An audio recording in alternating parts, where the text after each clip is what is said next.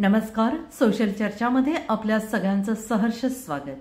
सरकारनं मोठा निर्णय घेतलाय. सरकारनं कांद्याच्या निर्यातीवर बंदी हटवली आहे.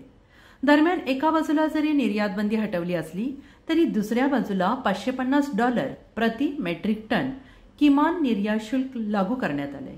निर्यात शुल्क आकारल्यामुळे देशात कांद्याच्या किमती वाढणार नाहीत याची पुरेपूर दक्षता सरकारने घेतल्याचं बोललं जातंय. या देशात लोकसभेच्या निवडणुका सुरू आहेत. या निवडणुकांच्या काळातच सरकारनं मोठा निर्णय घेतलाय. कांद्याच्या निर्यातीवरील बंदी हटवली आहे. मात्र $550 प्रति मेट्रिक टन किमान निर्यात मूल्य ठेवण्यात आले. या निर्यात मूल्यानं कांद्याची निर्यात करणं शक्य होणार आहे. केंद्र सरकारने 7 डिसेंबर 2023ला निर्यात बंदी लागू केल्याने याचा मोठा फटका शेतकरी आणि निर्यातदारांना बसत होता. यानंतर NCELच्या माध्यमातून काही देशात निर्यात सुरू करण्यात आली. मात्र याबाबत अनेक तक्रारी येत होत्या. अखेर आता केंद्रीय वाणिज्य मंत्रालयाने हा नवा निर्णय घेतलाय. या निर्णयाचं निर्यातदारांनी स्वागत केलंय. पण खरंच का या निर्णयामुळे शेतकऱ्यांना फायदा होणार आहे का? झाला तर तो कसा? आणि हेच जाणून घेण्यासाठी हा व्हिडिओ शेवटपर्यंत नक्की पहा. त्यापूर्वी आमचे नवनवीन व्हिडिओ आपल्यापर्यंत पोहोचण्यासाठी आमच्या चॅनेलला सबस्क्राईब करा.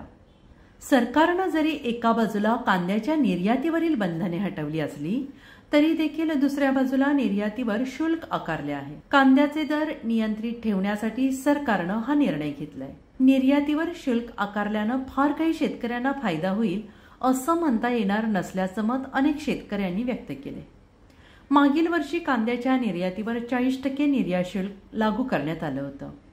हे निर्यात शुल्क डिसेंबर 2023 पर्यंतच होतं.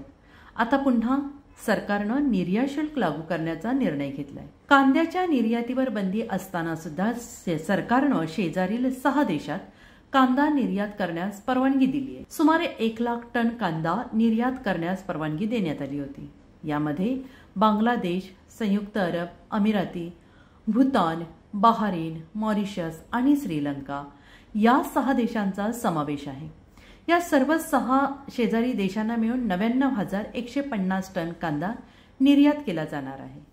मिळालेल्या माहितीनुसार सरकारनं 31 डिसेंबर 2025 पर्यंत देशी हरभऱ्याला आयात शुल्कातून सूट दिली आहे आणि त्याचप्रमाणे पिवळ्या वाटाण्यांवरील आयात शुल्काची सूट 31 ऑक्टोबर 2024 पर्यंत वाढवण्याचा निर्णय घेतलाय.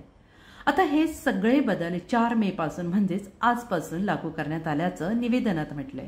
निर्यात बंदी हटवली असली तरी दुसऱ्या बाजूला कांद्याच्या निर्यातीवर सरकारनं शुल्क आकारलं आहे. यामुळे शेतकऱ्यांना फायदा होणार नाही. कांदा निर्यात बंदी उठवण्याचा निर्णय ही शेतकऱ्यांच्या डोळ्यातली धूळफेक आहे. निर्यात बंदी उठवली असली तरी निर्यात शुल्क कायम आहे.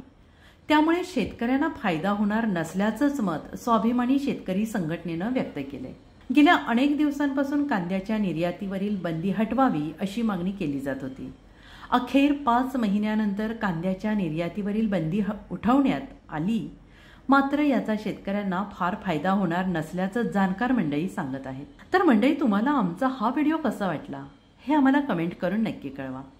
जर तुम्ही हा व्हिडिओ फेसबुक, इंस्टाग्रामवर बघत असाल तर आम्हाला नक्की फॉलो करा, म्हणजे आमचे येणारे नवनवीन व्हिडिओ तुमच्यापर्यंत सहज पोहोचतील.